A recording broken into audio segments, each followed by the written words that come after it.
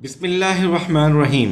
9th class mathematics exercise number 17.1 question number 1 part number 1 हमने इस video में करना है, जिसमें हमारे पास एक साइड ए बी 3.2 सेंटीमीटर है, दूसरी साइड बी सी 4.2 सेंटीमीटर, तीसरी साइड सी ए 5.2 सेंटीमीटर। तो सबसे पहला स्टेप ये होगा कि आपने इनमें से वो लाइन सेगमेंट ड्रॉ करना है जो जिसकी लेंथ सबसे ज़्यादा है, और वो है हमारे पास सी ए साइड, दैट इज़ 5.2 सेंटीमीटर।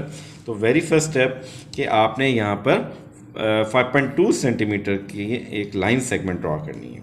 तो देखिए ये हमने 5.2 सेंटीमीटर की एक लाइन सेगमेंट ड्रॉ करते हैं जी। 5